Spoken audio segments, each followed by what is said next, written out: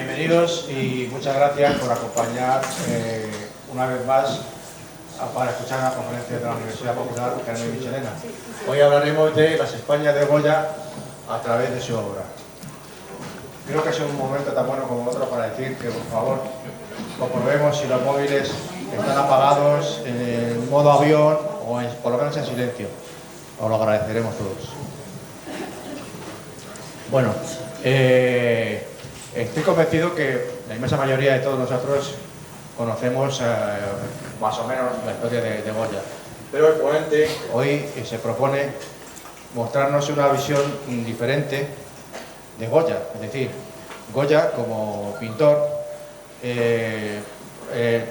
haciendo uso de su arte, pues actuó un poco como testigo, como periodista, como si fuera, no sé, un reportero, y nos cuenta la época que le tocó vivir, partiendo de la Ilustración, la Revolución Francesa, viendo cómo acababa con el antiguo régimen, en nuestra guerra civil, que como dice el ponente en su reseña, mal llamada Guerra de la Independencia, y por supuesto el avance de la evolución del liberalismo.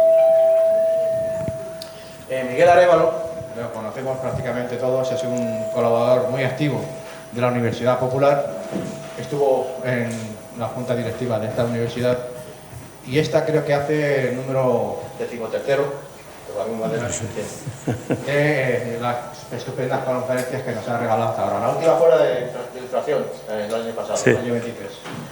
Y bueno, yo creo que, aparte también, lo he comprobado también, hay algunas de ellas que siguen estando muy visitadas en nuestra página, en la subida de YouTube, a nuestro canal de la Universidad Popular, que os recomiendo que le echéis un vistazo porque merece la pena.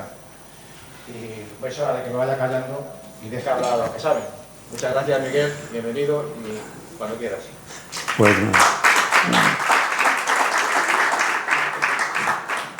Pues gracias, Eloy, y gracias a todos por venir en un día un poco fresquito. Bueno, voy a hablar de las Españas de Goya.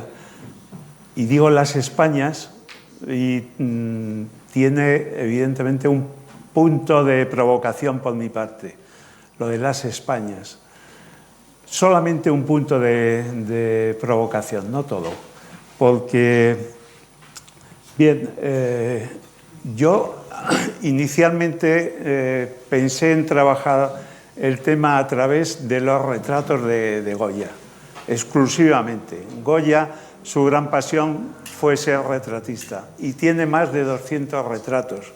Su último cuadro fue un retrato de su amigo Pío Molina, que no lo terminó, y pintó a todo el mundo. Todo el que tenía algo que ver en la corte, como le dijo a su amigo Zapater,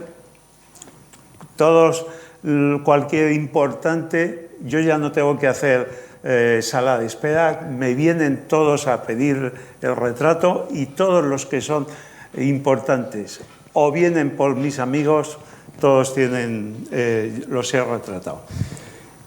Entonces, lo que pasó es que él, la verdad, en esos retratos pues pinta desde los reyes, desde las familias de la realeza, pinta a toda la aristocracia, pinta a los militares, pinta a los financieros, pinta a los artistas, pinta a todo el mundo. Y por ahí fue mi idea de hablar de España a través de ello.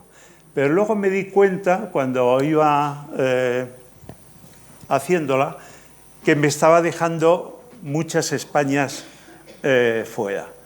Que hay otras muchas Españas que Goya nos retransmite, nos las muestra.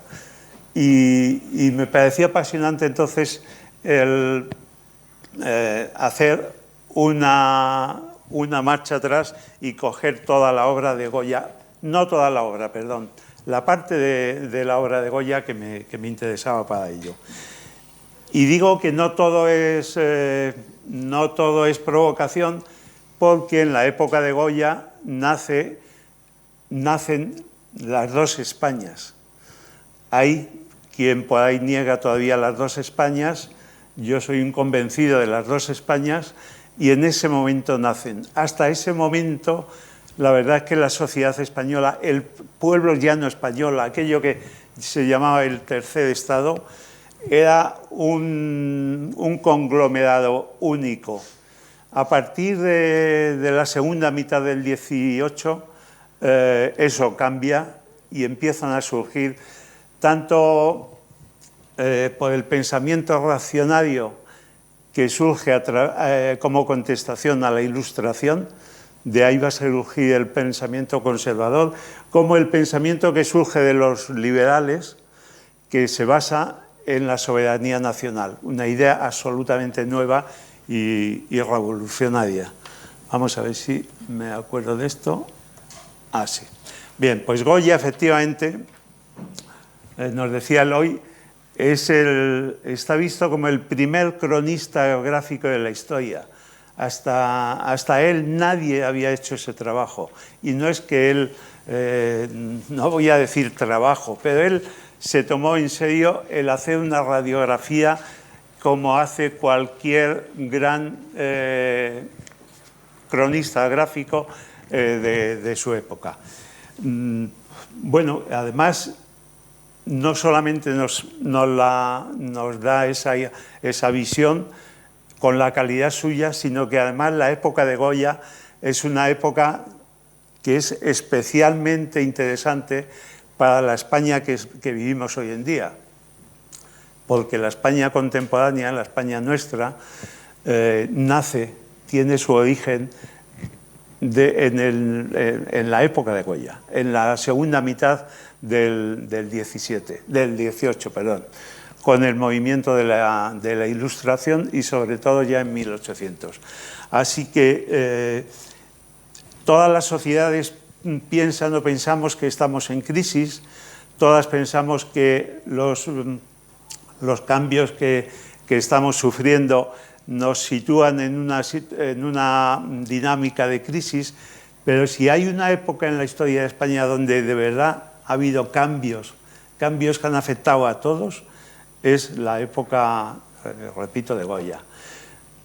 Se sustituye, está en crisis, y eso sí que es crisis, el antiguo régimen, que es lo que llamamos al sistema sociopolítico, cultural, económico, que nos viene de la Edad Media.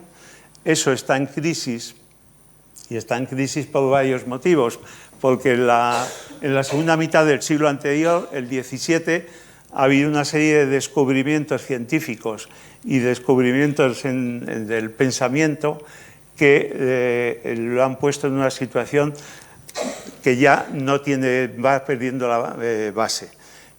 Pierde base claramente. Y están haciendo, por lo tanto, un nuevo régimen. ¿Qué pasa?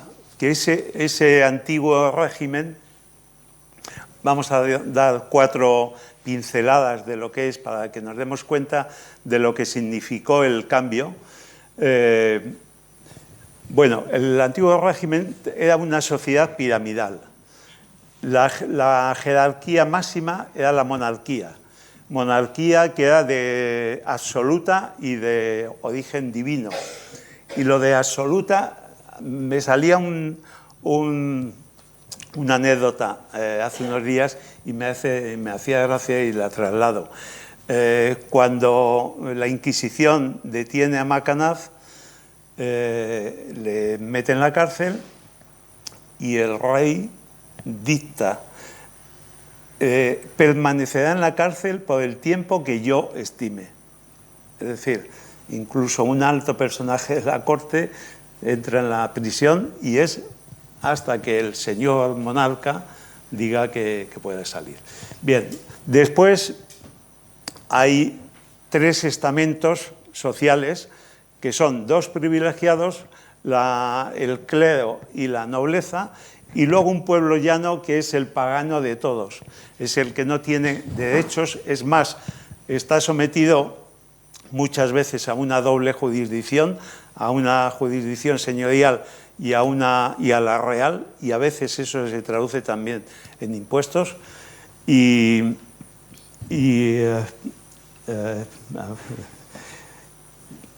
Además, bueno, ese pueblo llano es el 90 y tantos % de la población. 90 y tantos, que casi todo es campesino. Pero además, la economía que hay es una economía muy rígida, no es nada flexible, es fundamentalmente campesina, pero hay que tener en cuenta que la nobleza y la Iglesia poseen una parte importantísima de esas tierras y encima las mejores. Y todas esas tierras, en una situación de que la vida es la agricultura, están fuera del mercado, porque la nobleza las tiene vinculadas a través de los mayorazgos y la Iglesia la tiene a través de las manos muertas, con lo cual la mayor parte, una parte importantísima de las tierras, y repito, las mejores, no se compran ni se venden, no juegan en el juego de la economía. Luego hay, sabemos, la alianza del trono y altar, que le da a la Iglesia demasiado poder en todos los ámbitos de la vida civil. Y luego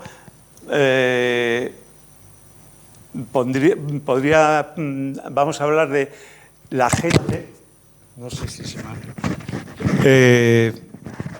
la administración de la época, la administración, lo que llamaríamos hoy del Estado, es decir, de la corte, más todos los cuerpos armados, es decir, todo aquello que depende de lo que hoy llamaríamos Estado, son unas 30.000 personas. Eclesiásticos, gente de la Iglesia, son 200.000, es decir, más de 7 veces.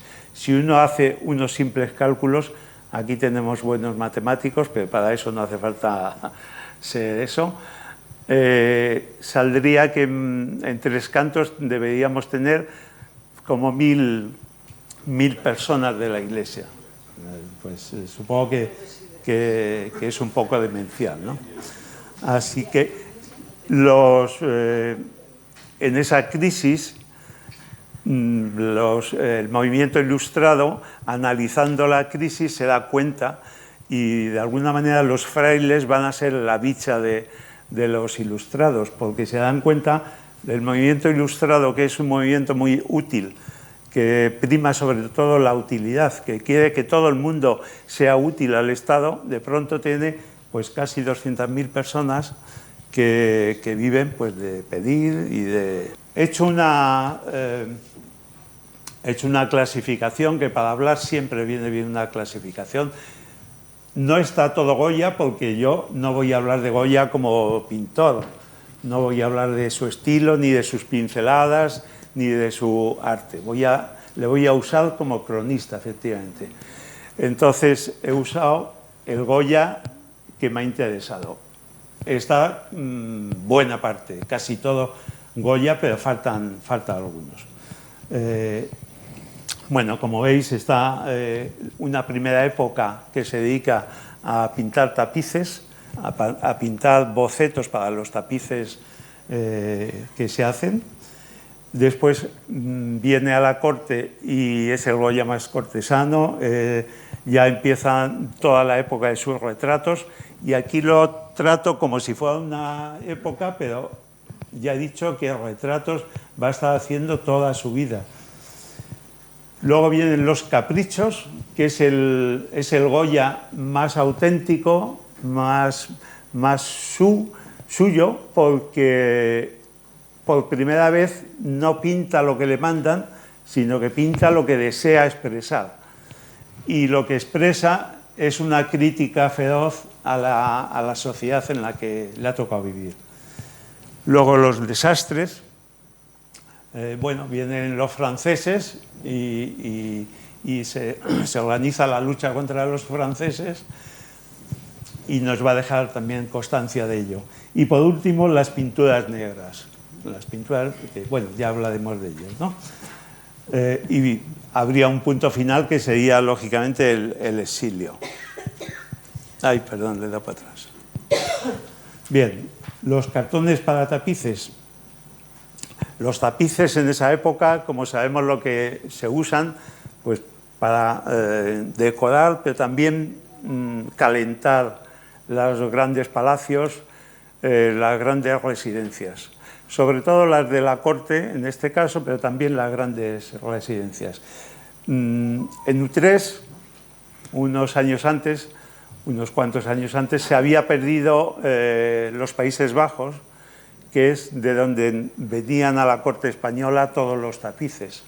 Entonces, Felipe V, en esa política mercantilista suya, pues lo que pretenden es que fabricar en España los artículos de lujo que hasta ese momento se necesitan comprar en el extranjero y que suponen una buena salida de dinero. Entre ellas está la Real Fábrica de Tapices, que todavía existe y todavía es incluso visitable.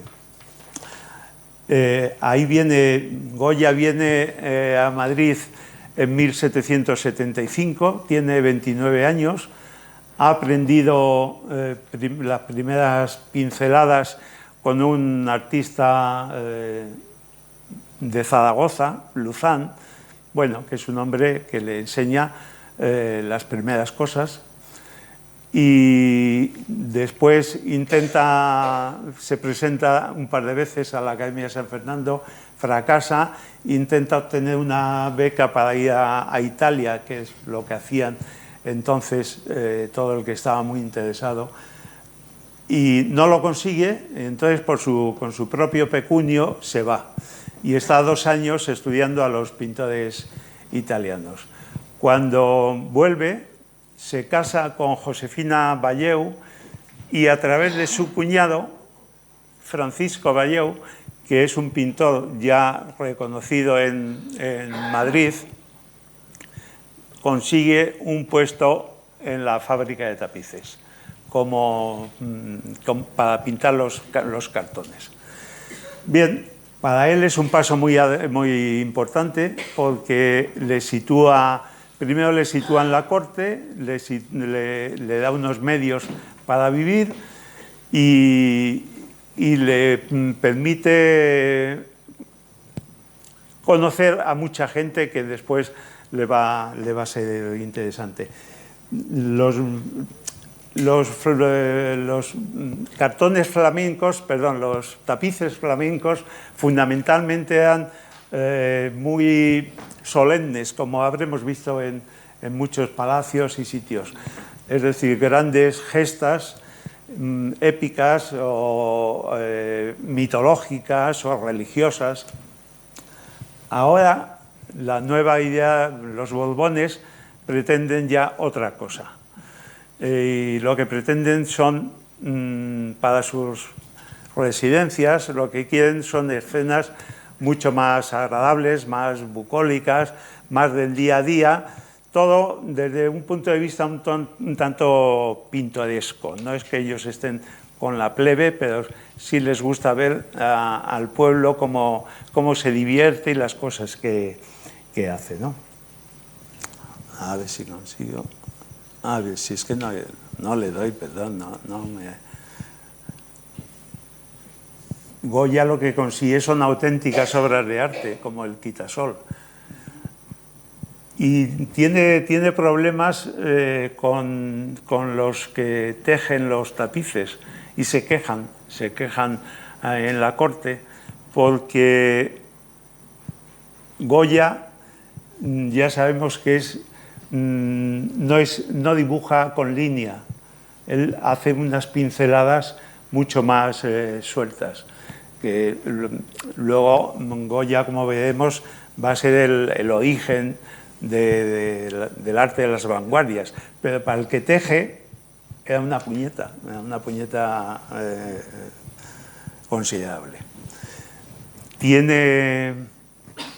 Bueno, aquí por ejemplo, en todas estas, lo que nos está mostrando también un elemento curioso de la época, que es el magismo.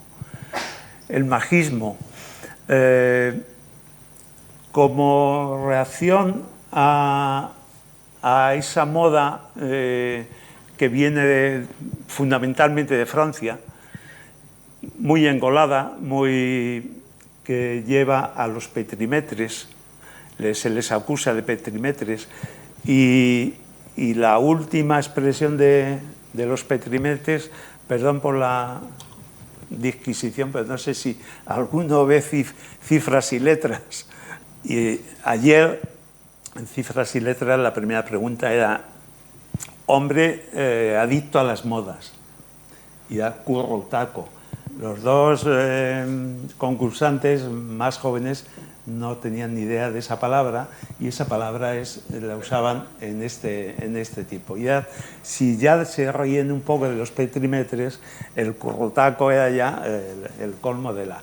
Y entonces, como reacción ante ello, el pueblo, una parte del pueblo llano, empieza a dibujar, a vestirse con el majismo. ¿Y qué es el majismo? Es una forma de vestirse muy alegre, muy atractiva, con decolores, y además adoptando una posición en la vida un tanto chulesca. De aquí estoy yo.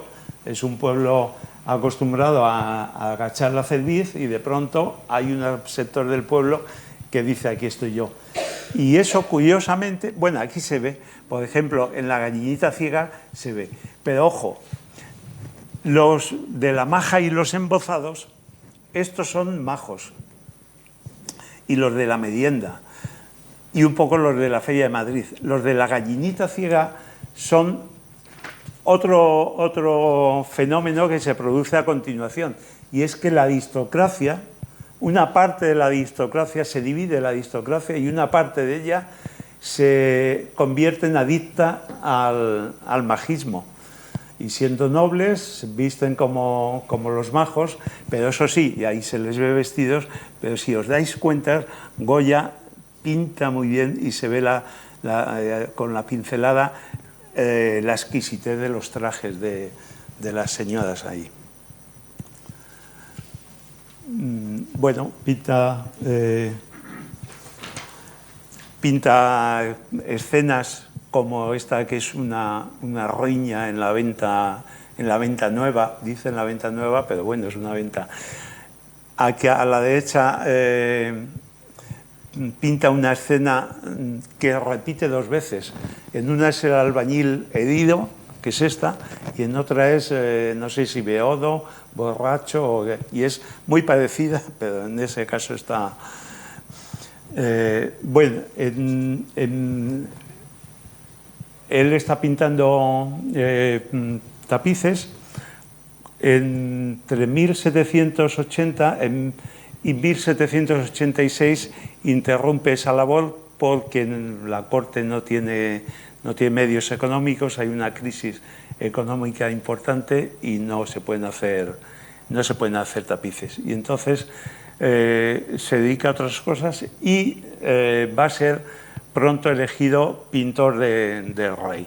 Y luego en 1789, cuando accede Carlos IV, que como infante de España, como príncipe a suceder, le ha usado mucho y le conoce mucho en sus residencias, le va a nombrar pintor de cámara, lo cual es un ascenso evidente tanto en categoría como en la economía, porque el pintor de tapices de los bocetos, para los cartones, no está reconocido en la época como un pintor. Para él, cuando viene, sobre todo, es un ascenso, es un buen paso, pero enseguida aquí de más, porque no están vistos como un elemento mucho más sencillo, más sencillote, de menos categoría, evidentemente.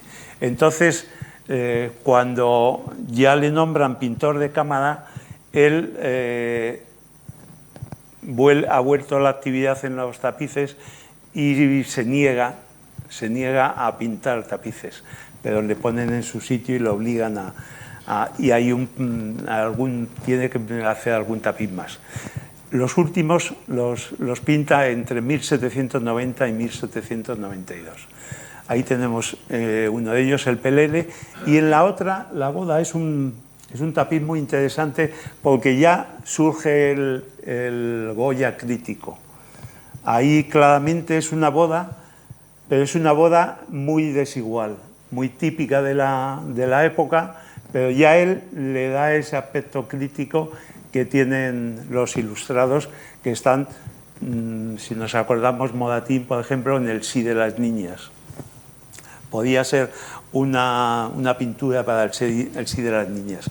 Si nos fijamos en el centro, está la novia, muy joven, se supone que guapa, bien vestida, y detrás un señor elegantemente vestido, muy elegante, no se ve bien, pero hasta los zapatos se les ve muy elegantes, pero luego con una cara simio total, o sea que Goya le ha pintado como un viejo, pero viejo feo y no quiero decir eso de baboso, pero sí, un poco así. Y detrás está el padre, también forma parte de la crítica, con una casaca que se nota raída, vieja, como la ha conseguido para la boda de la hija, y el cura le mira como contento de bien, que se haga una boda más. Y empezamos con los retratos. Bien, el primer retrato que hace es del conde de Floridablanca. El conde tiene mucha suerte porque, bueno, es pintor de rey ya, pero le piden, creo que es a través de Jovellanos que consigue hacer este retrato. El conde de Floridablanca en ese momento es el secretario de Estado del despacho, es decir, el primer ministro, el jefe del gobierno. Y Goya se pinta él, como lo veis ahí, y además, y detrás seguramente está el arquitecto Ventura Rodríguez, se piensa con los planos del proyecto del Canal de Aragón, que era el gran proyecto de Floridablanca, y Goya se pinta un poquillo más pequeño, queriendo resaltar la magnificencia de Floridablanca. Bueno, Floridablanca es un hombre, en este momento está con Carlos III, estamos en 1783, es el jefe, como digo, del gobierno. Ha conseguido, le manda Carlos a Roma, al Vaticano, para que consiga la disolución de la Compañía de Jesús. Unos años antes la ha expulsado de España y ahora manda a Floridablanca para que consiga su disolución. Y lo consigue. Clemente VII la disuelve, porque la expulsión la hace el monarca de España, pero la disolución la hace el Papa. Y hace una encuesta en los obispos españoles y la gran mayoría están contentísimos de que la hayan disuelto, por aquello de las peleas entre las congregaciones religiosas. En ese momento es cuando, como premio, le nombra conde, porque hasta entonces es un manteísta, ha estudiado pues, los llamados manteístas, gente de la burguesía, de la pequeña burguesía, o sea, pequeña en cuanto a cantidad, pero hay una cierta burguesía ya en España, manda a sus hijos a estudiar, uno de ellos es este hombre, y entonces con la disolución consigue el condado. Es un hombre liberal, ilustrado, avanzado, pero es la imagen perfecta, modélica del ilustrado español, bien dicho. Es un hombre que cuando llega la Revolución Francesa, de pronto se asusta muchísimo, no entiende, ese caos le asusta y no entiende que gente de no alta nobleza pues se haga cargo del Estado, del ejército, de las finanzas, no lo entiende, no lo comprende, no entra en sus... Y entonces se asusta y hace un cordón sanitario para que a España no lleguen ni las noticias, y por supuesto nada de las ideas.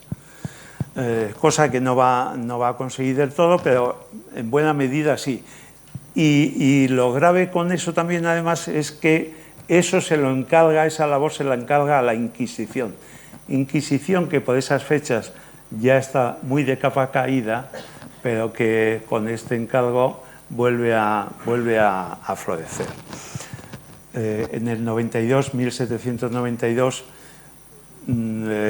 luego hablaremos por qué, le quitan e incluso termina en la cárcel, pero bueno, luego sale Godoy, le saca de la cárcel y tras la invasión de los franceses, él vive en Murcia, le hacen presidente de la Junta Local de Murcia y luego, al unirse y al hacer la Junta Central, le nombran presidente de la Central y cuando está huyendo hacia el sur, hacia Cádiz, en Sevilla, ahí muere. Bueno, ahí os muestro dos retratos espléndidos de dos de los... Luego también pintará a Fernando VII, nos falta Fernando VII, pero son sus monarcas. El de Carlos III, supongo que le conocéis todos, le pinta en la caza, era su grandísima pasión. Bueno, es un hombre de un talante ilustrado. Él no es ilustrado, él no tiene conocimientos, no ha estudiado, no tiene una preparación académica, pero sí está dispuesto y sí apoya a la ilustración. Ha pasado a la historia con dos títulos que yo no estoy de acuerdo con ninguno de ellos, pero ha pasado a la historia como el rey ilustrado y el rey arqueólogo.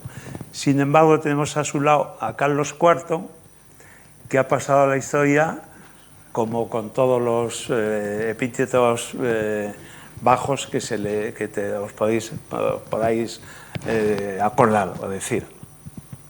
No se le ha perdonado nada pues le han acusado de todo. No tiene tampoco una gran preparación, pero hay que decir que, por ejemplo, con él, el Imperio Español tuvo el momento de más amplitud. Fue cuando el Imperio Español ha sido más grande, precisamente es con Carlos IV. Y con Carlos IV hubo los gobiernos ilustrados más ilustrados de la historia de esa época. Y el rey arqueólogo, no, bajo mi punto de vista, no es Carlos III, que tiene la suerte de que en su momento se descubre Pompeya y Herculano. Pero Carlos III todo eso lo ve y, de hecho, al arqueólogo principal en un momento dado le dice: deja de picar en no sé... No, pica en no sé dónde, pero si no encuentras ningún mármol bonito y tal, deja de picar y vete a otro lado. O sea que realmente el interés arqueológico de Carlos III hay que ponerlo un poco en sordina. Mientras que Carlos IV, junto con Godoy, en conexión con Godoy, porque a los dos se les ha puesto de caldo y medio, no solamente se interesan de verdad por la arqueología, sino que además legislan, por primera vez se legisla a favor de la arqueología como ciencia. Bueno, ya es pintor de cámara y lo primero que le encargan es la familia de Carlos IV. Estamos en 1800, acaba de morir en finales del 88, ha muerto Carlos III, a principios del 89 entra a reinar Carlos IV, su hijo, y enseguida le nombra pintor de cámara, y lo primero que le encargan es un cuadro de familia. Se ha dicho mucho también sobre este cuadro, que si la reina es la dueña del no solamente del cuadro, sino que era la que mandaba, la que decía todas las cosas. Hay quien se ha dicho también, por ejemplo, que era muy fea, como la veis, era fea, y Goya es un señor que no miente nunca en esos temas.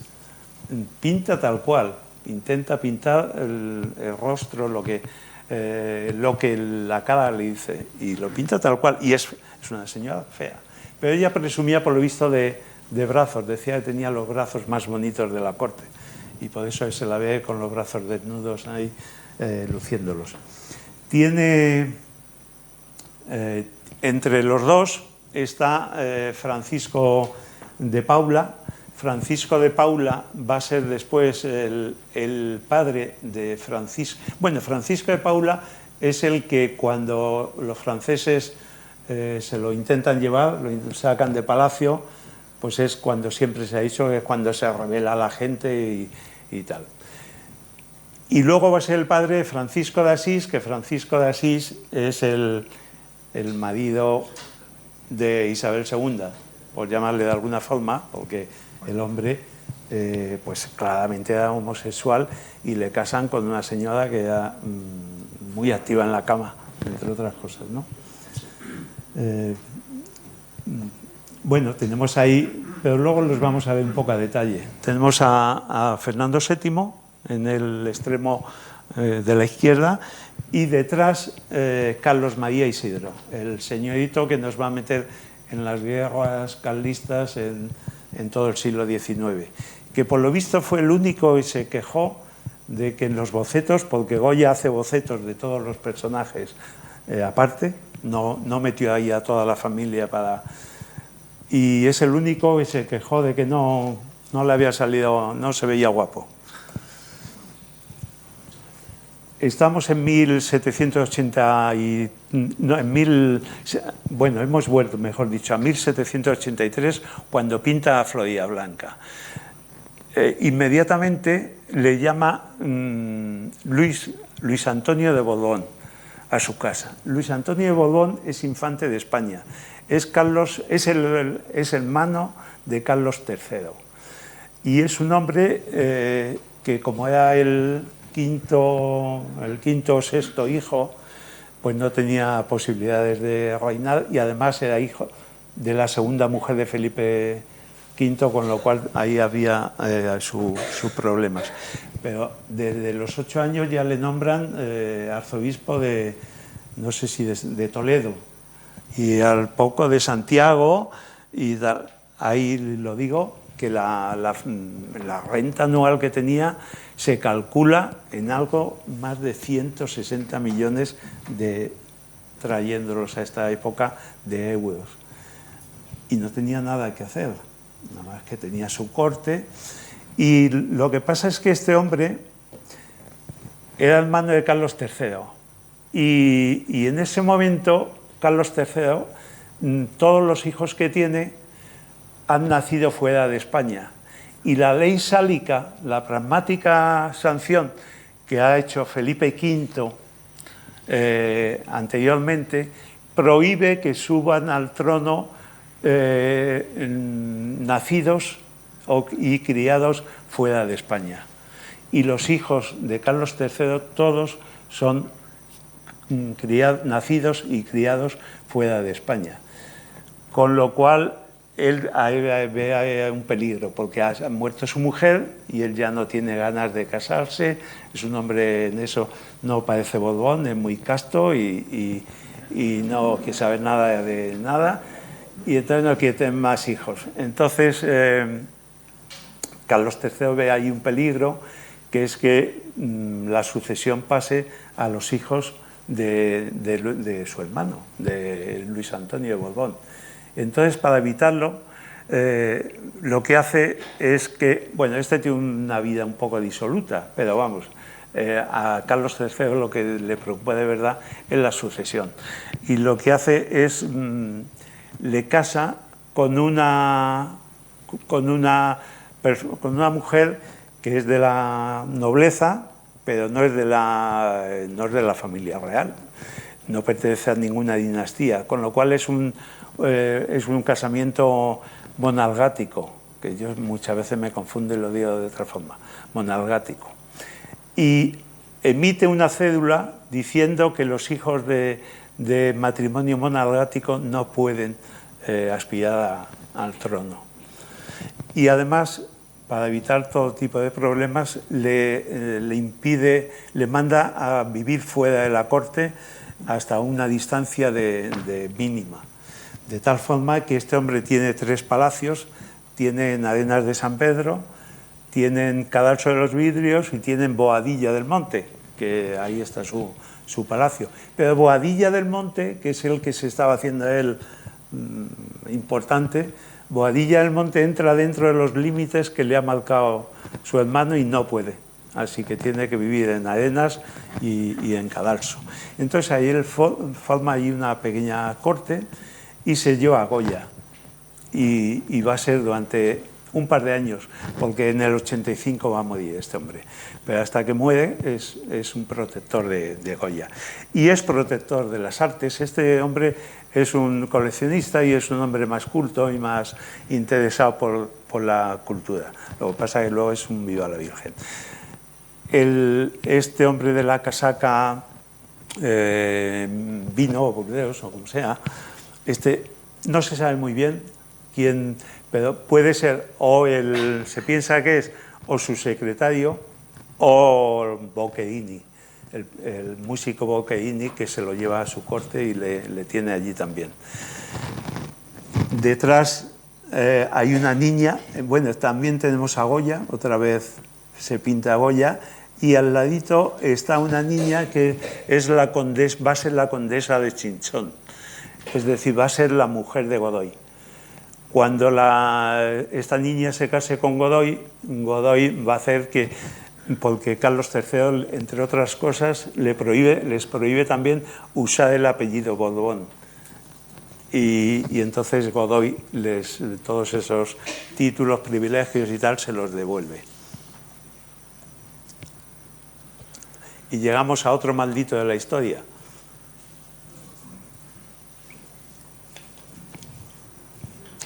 Es un hombre también vilipendiado por la historia. Y vilipendiado, claro, cuando este hombre llega al poder, la nobleza se siente resentida y además una de las primeras cosas que hace, no de las primeras, en un momento dado tiene que hacer una desamortización de la Iglesia, con lo cual se gana la inquina de la nobleza y de la Iglesia. Y eso no se le va a perdonar nunca y no se le va a perdonar en la historia, porque ha pasado con un hombre maldito. Ahí tenéis pues muchas de las cosas que puso trabas a la Inquisición, entraron los libros de los enciclopedistas, vienen otra vez los judíos, fundó la primera escuela de veterinaria, la de sordomudos, el Real Colegio de Medicina, el Cuerpo de Ingenieros Cosmógrafos, y legisló para proteger la arqueología. Y es un hombre ilustrado, Su gobierno casi siempre es ilustrado, y en una pequeña época y no lo es porque no le dejan. Pero él favorecía las artes y la ciencia, en fin, los cambios y el avance. Goya, bueno, esto se ha dicho, pero iría en contra de lo que estoy diciendo, pero se dice que Goya, irónicamente, le pinta el cetro del poder, se lo pinta entre las piernas, como diciendo que su poder venía de entre las piernas. Godoy llega al poder, no sé si me venía bien decirlo en otro momento, pero lo digo ahora, por si acaso. Cuando accede al trono Carlos IV, por lo que le dice que su padre, Carlos III, y por propia forma de pensar, él quiere continuar la labor de su padre y quiere continuar con la gente que le ha dejado su padre. Por lo tanto, continúa Floridablanca. Y continúa hasta el año 92, porque La mala suerte que tienen, pues tanto Godoy como Carlos IV, es que les toca una época muy especialmente convulsa, porque nada más morir Carlos III, a los pocos meses, viene la Revolución Francesa. Y entonces, en el año 92, Floridablanca ha mantenido a Carlos IV, ha mantenido a Floridablanca, y en el 92, Floridablanca, en esa vuelta que ha dado, quiere proteger y ayudar a Luis XVI, a la monarquía, y su forma de ayudar es intentar ayudar al monarca francés que está pues en la revolución, metido en el follón de la Revolución Francesa. Y es un hombre que no hace más que pincharle a Carlos IV y pinchar al embajador francés para que actúe, para que hagan y tal. Y Carlos IV lo que ve es que le está poniendo en una situación complicada con la Convención, con la Revolución Francesa. Y se harta de ese pincharle, porque piensa que con eso lo que va a conseguir es todo lo contrario, que van a ir a por Luis XVI. Y le cambia. Y trae al conde de Aranda, que es el otro partido que existía en la época. Los manteístas, que eran de Floridablanca, y los aristócratas, que eran del conde de Aranda. Aunque el conde de Aranda era un hombre un tanto avanzado, y le trae precisamente porque se dice que se cartea con Voltaire y que tiene relaciones con la gente de la Convención y tal, y no sé qué. Pero le pone a Aranda, y a los 4 meses le meten preso a Luis XVI y se funda la República Francesa, con lo cual Carlos IV ve que ha sido un fracaso total. Y entonces quita al conde de Aranda, pero ya no tiene a nadie, porque hay 2 partidos. Y partidos, perdonadme que yo diga partidos, porque partidos ha habido desde casi en toda la Edad Moderna, ha habido partidos. Lo que pasa es que no pensemos en partidos como es hoy en día. No son partidos de masa, desde luego. Son partidos que representan intereses dentro de la corte. Y los 2 grandes grupos de poder en la corte, pues ha probado al uno y al otro, ha fracasado y se encuentra que no sabe a quién. Y entonces se encuentra un señor que está en la corte, que a María Luisa le cae muy bien, que es muy guapetón, es inteligente, es un hombre amigo de cambios, de hacer cosas, y piensa que no es que le maneje, pero que va a ser un hombre con el que va a poder hacer de tú a tú, va a hacer cosas. Y por eso nombra a Godoy, que a mí me recuerda un poco al Adolfo Suárez, cuando asciende Adolfo Suárez, la famosa terna aquella de las 3 posibilidades. Nadie pensábamos en Adolfo Suárez, y salió Adolfo Suárez por motivos muy parecidos. Bien, pinta pues a toda la nobleza, y pinta, entre otras, por ejemplo, a la duquesa de Alba. La duquesa de Alba, la duquesa y la duquesa de Osuna son las 2 grandes damas de la corte. Son las 2 grandes casas, con mucha diferencia, más importantes de la corte española, de la monarquía española, y son 2 visiones distintas. La duquesa de Alba es una mujer alegre, muy campechana, eso que decimos de campechana, se mueve con el pueblo. La gente que viene de fuera enseguida dice que es la mujer más guapa de España y más simpática de España y tal, y no sé qué. Y la duquesa de Alba se adhiere al majismo. Ella va a ser la adalid del majismo en la alta sociedad.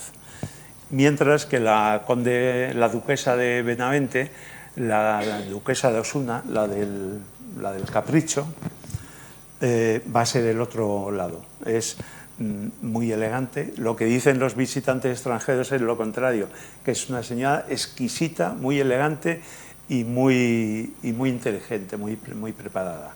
De hecho, va a ser, junto con una mujer de ciencias, las dos primeras que ingresan en la Asociación de Amigos del País de Madrid, la matritense. Y aquí tenemos a nuestro señorito, el Fernando VII. ¿Y qué decide Fernando VII que no sean palabrotas? Pues vamos a intentar. Este cuadro se lo mandan a Goya, el Ayuntamiento de Santander, y lo hace Goya, y hay dos cosas que nos pueden marcar el que Goya se está burlando un poco de Fernando VII, pero es muy complicado, claro, burlarse de un señor como Fernando VII en aquellos tiempos. Pero si os fijáis, detrás hay una señora con los pechos descubiertos y con la mano así. Eso parece reflejar, que luego se va a ver en otros, la Constitución. Y parece como que le ha pintado detrás la Constitución. Y abajo está el león, que le han pedido que dibuje un león rompiendo las cadenas. Y bueno, el león que nos pinta Goya, pues es que parece un chucho hambriento, no sé ni lo que parece. Es verdad que Goya posiblemente no hubiera visto en su vida un león, pero no sé, no parece muy respetable. A la derecha los tenemos de jóvenes en la época de la familia de Carlos IV, son un detalle. Bueno, Fernando VII lo que hace intenta cuando en 1814, cuando vuelve después de la lucha contra los franceses, va a volver intenta restablecer el antiguo régimen. Pero ¿qué pasa? Que no puede porque es imposible. Por mucho que digamos de antiguo régimen, ya lo que nos trae Fernando VII ya no es antiguo régimen. Es un intento, lo que hace es echarse en manos de la Iglesia. Y la Iglesia, la única idea que tiene es que todo es intocable porque la sociedad y la forma de vida es obra de la providencia, es obra de Dios y por lo tanto es intocable. Pero él lo único que hace, porque no tiene otra posibilidad, porque nombran no sé cuántos ministros de Hacienda, cada 6 meses nombra un ministro de Hacienda y van cayendo todos porque es imposible en esa época ya volver a las formas de un poco antes, pero ya no es posible. Y entonces, bueno, lo que él promete, por ejemplo, tras el trienio, en el trienio y Godoy han hecho una desamortización, una pequeña desamortización eclesiástica, y promete, por ejemplo, devolver los bienes. Pero cuando llega el momento, no puede, porque España está en una crisis tremenda. Por primera vez, la lucha contra los franceses ha sido una lucha cruenta, absolutamente cruel y destructiva. Por primera vez se ha luchado en terreno español y han sido 6 años de destrucción y no hay posibilidades de restablecer nada. Y es entonces cuando empieza a oír voces críticas, porque han venido los 100.000 hijos de San Luis, los llamados, y no le permite restablecer la Inquisición que él desea. Con lo cual, los apostólicos, los del señorito de al lado, pues consideran que este hombre ha cambiado, que es un traidor y que nos está queriendo meter un sistema edulcorado como tienen en Francia, como ha hecho Luis XVIII y Carlos X en Francia. Y no están por la labor y se levantan contra él. Vienen los primeros gritos contra él, las primeras combates, hay la lucha de los malcontents en Cataluña, que todo eso ya lo que está preludiando es el carlismo directamente. Al final tiene que echar mano de los llamados tecnócratas en los finales de su gobierno, que establecen un poco alguna cosilla, pero tienen que dictar normas y métodos que algunos están copiados hasta de José I, con lo cual los apostólicos no están por la labor y se están a punto de levantarse contra él. Y el momento en que se deciden ya levantarse contra él es el tema de la pragmática sanción, cuando quieren que Carlos IV ha hecho una ley que elimina la pragmática, que pone en vigor la pragmática de Carlos. Ay, qué lío me estoy haciendo. Okay. La pragmática es un lío. Es decir, bueno, que lo que quiere Fernando es que pueda, la posibilidad de que si tiene una hija, se ha casado por última vez con una sobrina suya, de que esa hija pueda gobernar. Los apostólicos lo tratan de impedir y Calomarde, que es un hombre de la corte muy influyente, consigue en el 32, tiene una enfermedad Fernando VII que parece que va a morir y consigue que firme la prohibición de que las mujeres accedan al trono. Este se restablece y elimina esa ley, con lo cual los apostólicos, lo que luego llamaremos carlismo, pues deciden levantarse. Muere Fernando VII y ya se levantan directamente.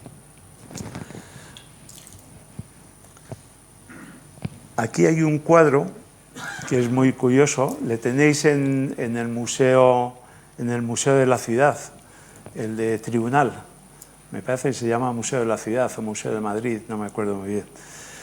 Es una alegoría de la Villa de Madrid. Cuando llega José I,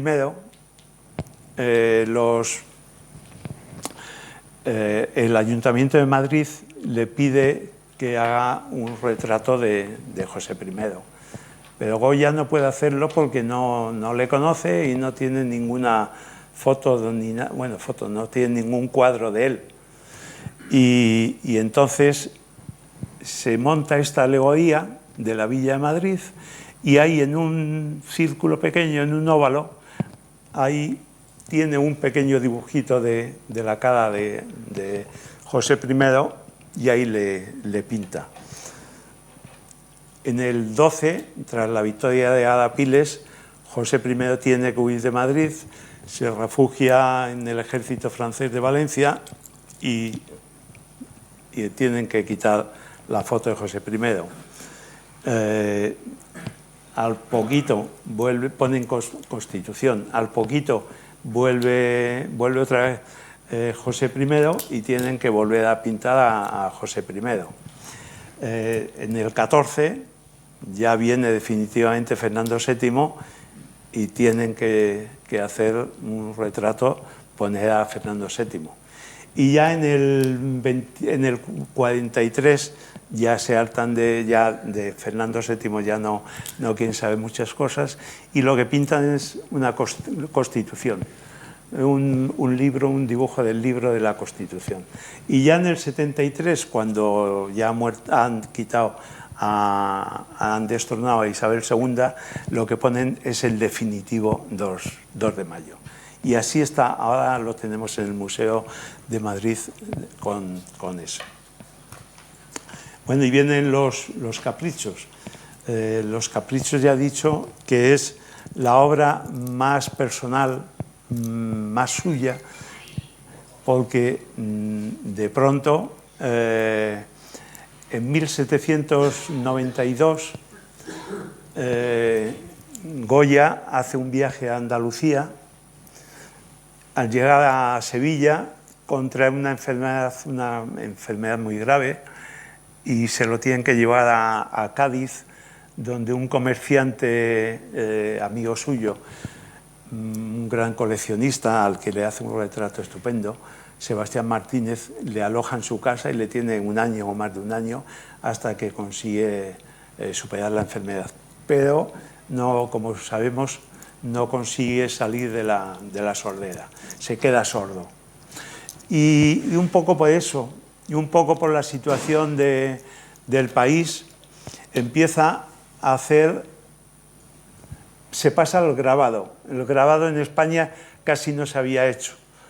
Y se mete con el grabado y llega a ser el grabador más importante de la época del mundo.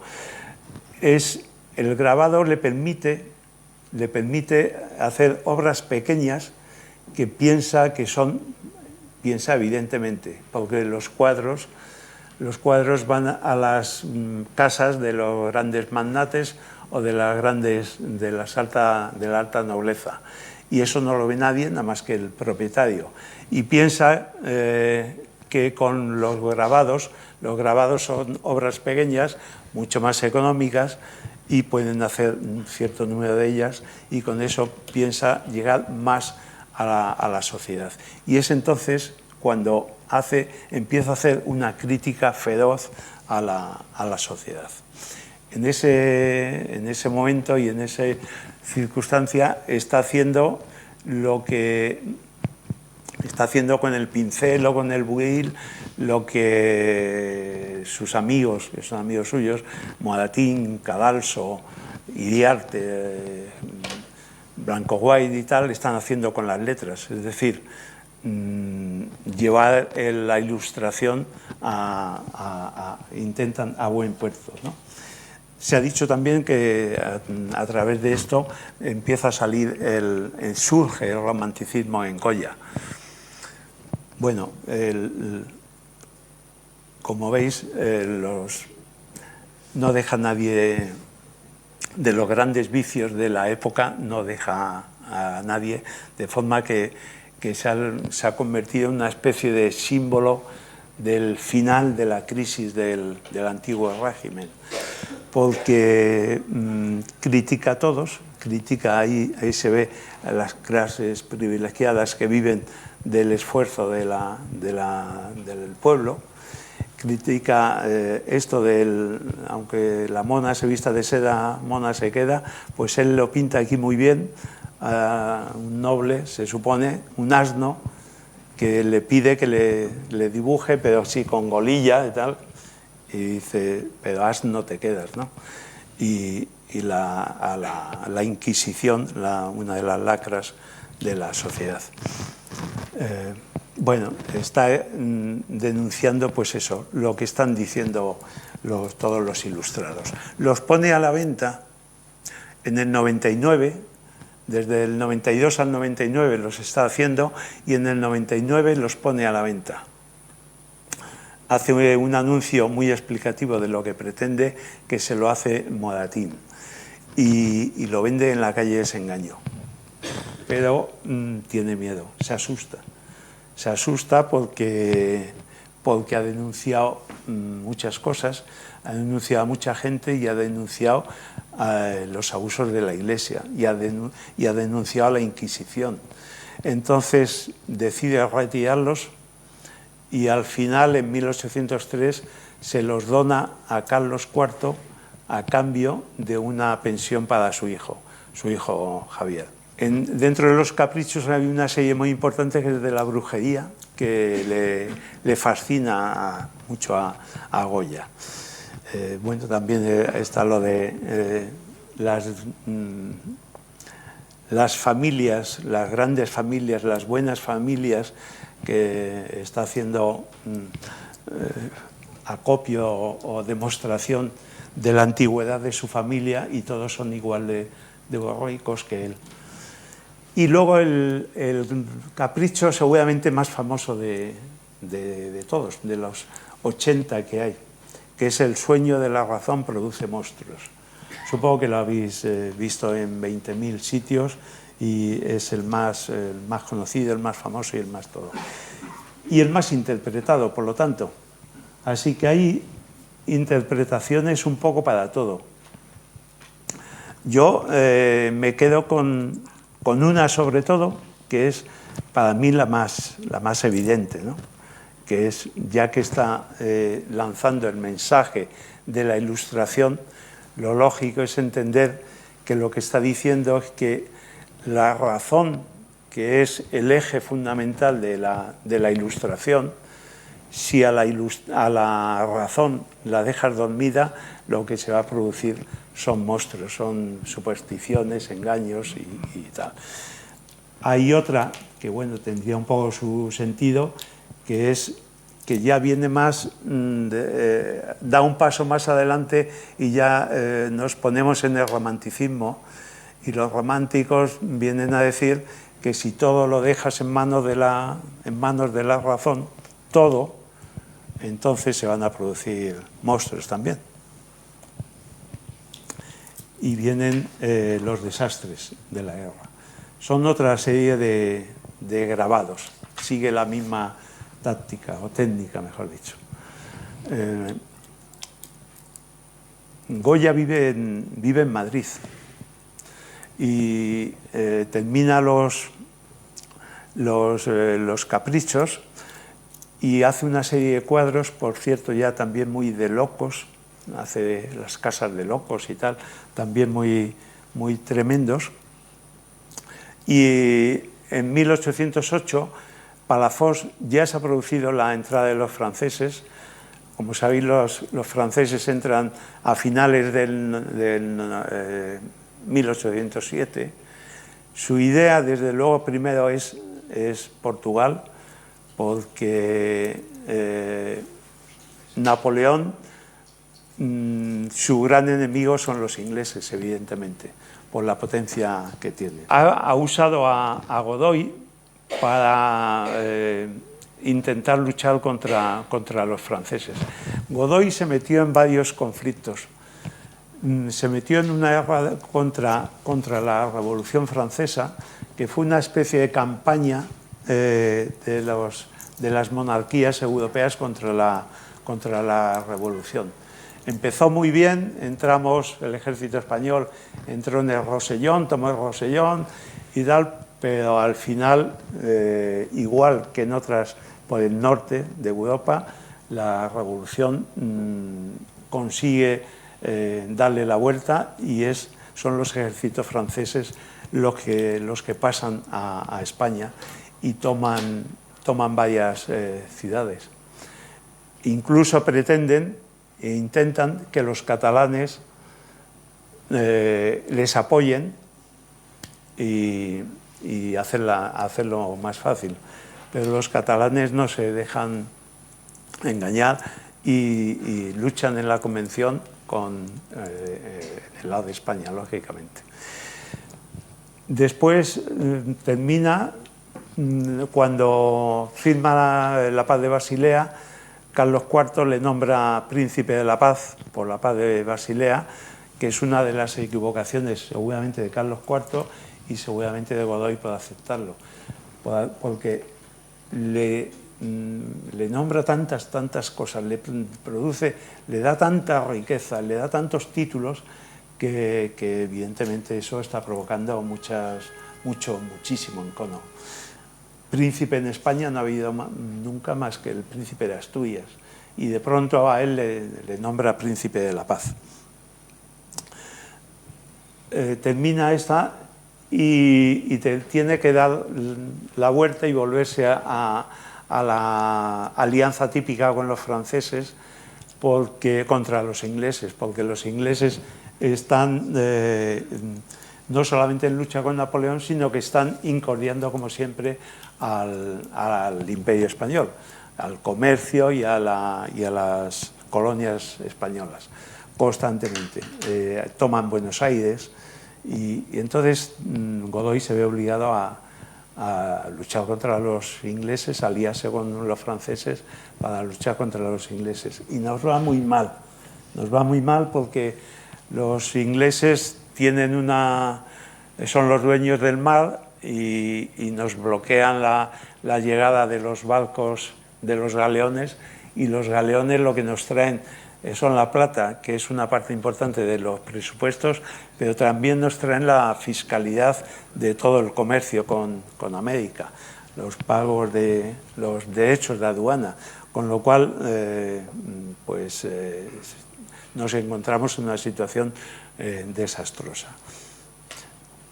Entonces le presiona a Napoleón y tiene que terminar firmando el Tratado de Fontainebleau, y por el cual dejamos pasar al ejército francés para tomar Portugal, porque Portugal, como sabéis, tiene una costa que a la armada inglesa, el poder de los ingleses viene del mar, y la costa portuguesa es una ayuda, un apoyo fundamental para ellos. Entonces decide tomar Portugal. Se decide una división tripartita y pasan. Yo creo que el primer intento de Napoleón es efectivamente tomar Portugal, porque Portugal le está molestando muchísimo, le está complicando la vida muchísimo. Lo que pasa es que yo creo que se da cuenta de la debilidad de la monarquía española, porque cuando Fernando VII monta el motín de Aranjuez y quita a su padre, pues la monarquía española empieza a ser un caos. Bueno, total, que le manda Palafox, le manda llamar a Zaragoza, acude a Zaragoza, viene, me voy a prisa, viene a Zaragoza, y al venir de Zaragoza, él dice que en el camino ha visto tanto, en alguno dice yo lo vi, que lo que hace es una proclama contra la violencia. Por primera vez, eso no lo ha hecho ningún pintor hasta el momento, y menos un pintor de la monarquía. No pinta los actos heroicos de un capitán general del ejército español, de un gran líder español. Lo que pinta es la violencia. A él lo que le espanta es hasta dónde llega el hombre a ser bestia, un animal, a través del conflicto armado. Ahí vemos como efectivamente se dice que puede ser un antecedente del Guernica.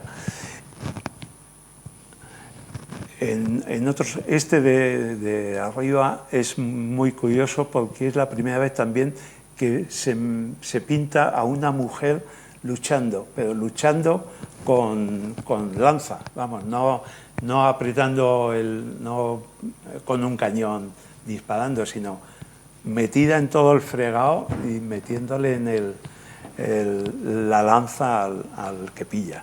Aquí la pone como víctima, y el de al lado, que hay que hacer más.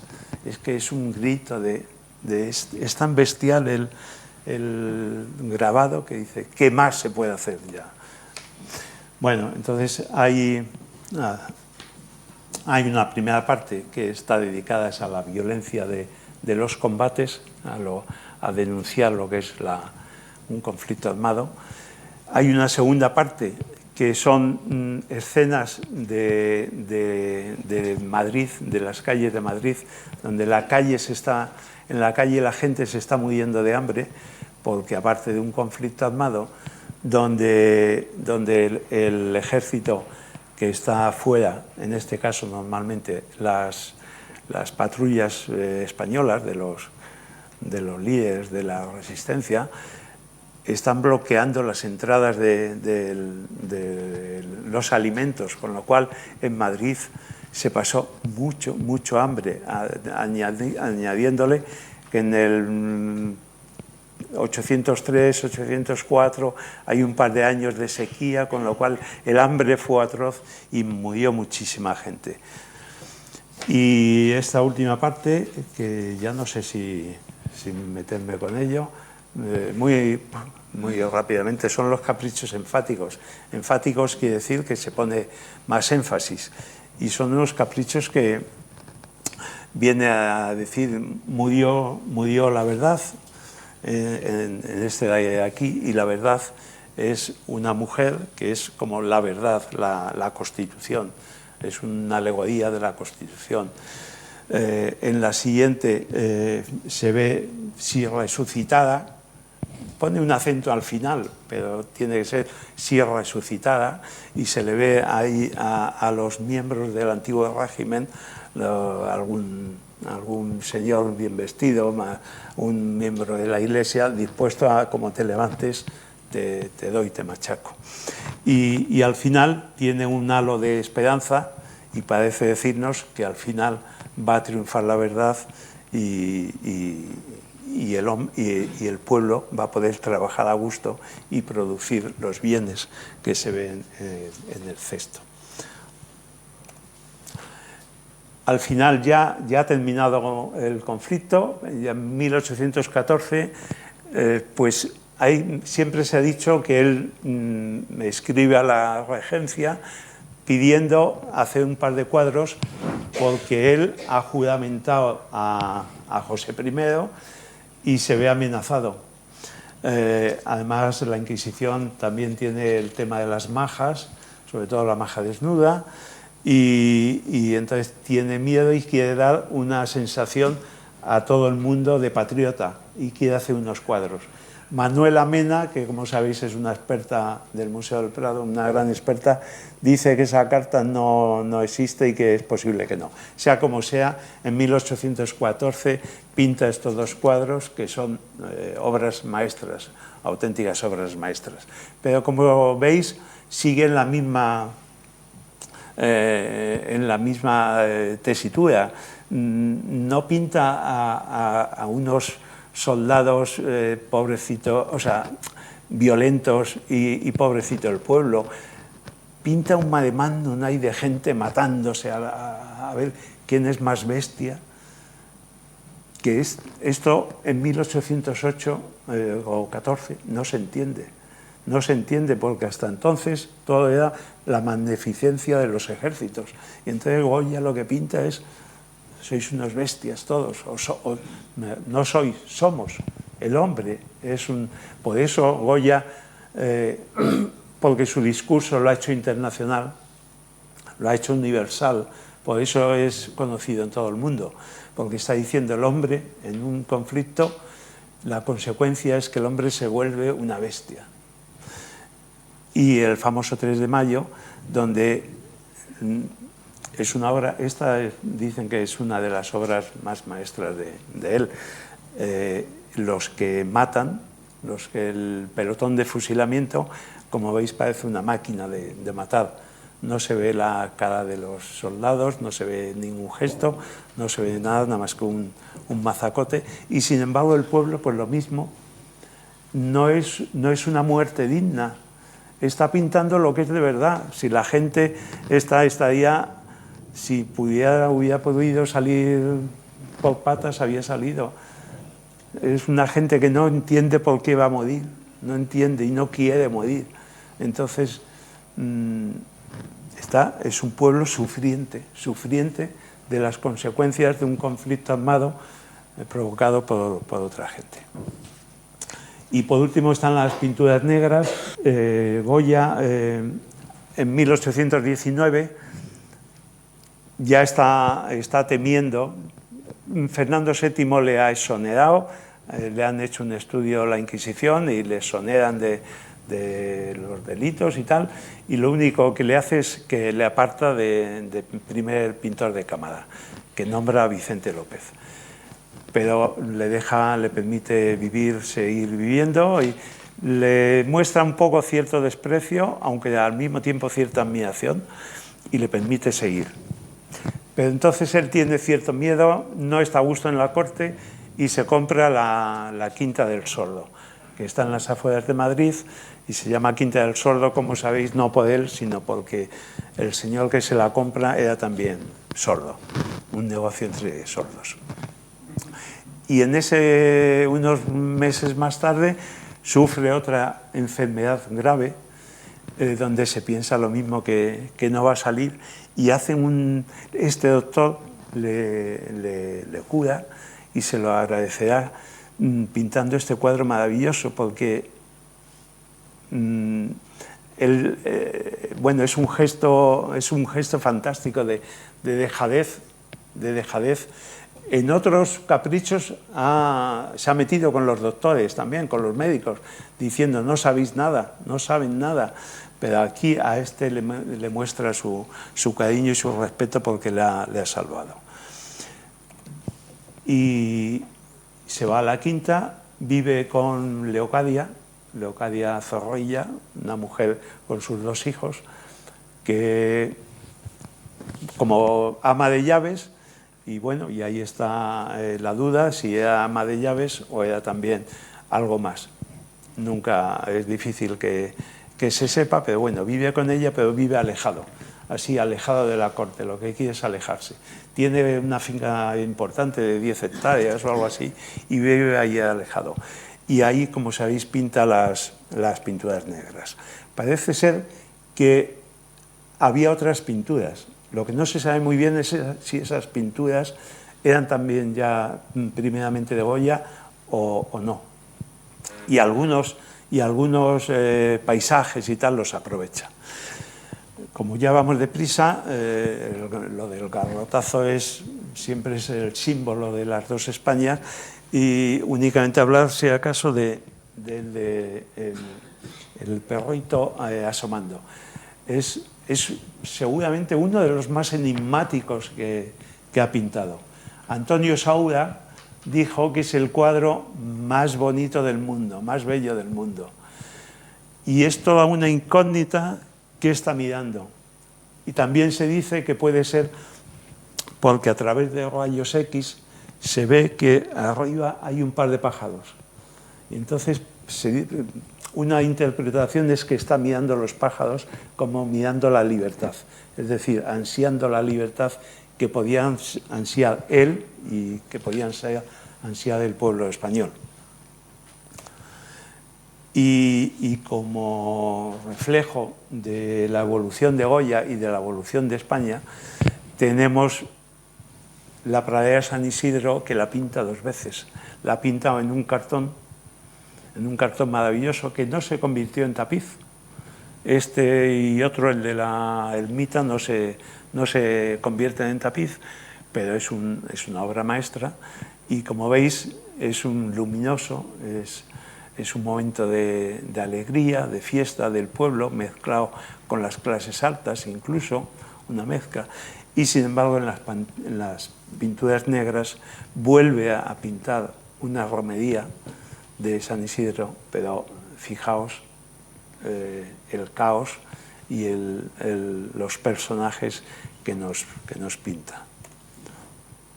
Y ya por último, y ya con esto sí que termino, es el exilio.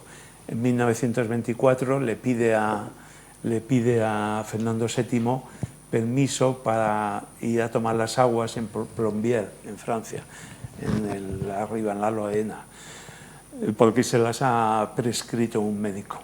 Y este se lo da, se va, primero pasa por París, no va a Plombières, se va a París, después a Burdeos, y empieza el exilio. Luego va a vivir hasta el 28, pero viene 2 veces a Madrid. Viene en el 26 para jubilarse como pintor de cámara, y Fernando VII, hay que reconocer que con todo lo que era, le jubila y le deja un sueldo importante como pintor. Y en el 27, por un tema del testamento y tal, viene otra vez a Madrid, y es cuando Vicente López, que ya es el pintor de cámara, le hace ese famosísimo retrato. Aquella es la casa donde vivió en Burdeos y donde murió. Hay una placa y ahora está instalado allí el Instituto Cervantes. Y abajo son, bueno, dos obras muy representativas de ese grabado donde dice "todavía aprendo". Y sus amigos, Moratín y Pío Molina y tal, se escriben entre ellos y diciendo "has recobrado las ganas de vivir, las ganas de trabajar, viene con ganas de dibujar, de pintar y tal", y, no sé, y ahí lo refleja él. Y al lado, la famosa la lechera de Burdeos. Se piensa que es... Se pensaba o se dudaba, porque ahora mismo yo creo que hay cierta unanimidad en que es de Goya. Pero se pensaba también que podía ser de la hija de Leocadia. Leocadia tiene dos hijos y una de ellas va a ser una pintora. No sé si ahora mismo o hace poco había una exposición de ella en el Museo del Prado, y una pintora excelente que se pensaba también que podía ser hija suya. Y bueno, en el 28 en Burdeos muere. Así que, pues nada, muchas gracias.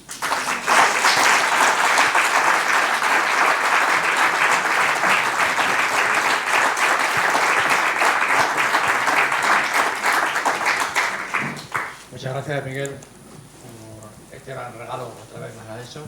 Muchas gracias. Pues ahora hay un turno de preguntas. Levantáis la mano y paso el micrófono para que quede bien grabado. No tenéis nada de preguntar. Pues nada, pues muchas gracias. Pues nada, gracias.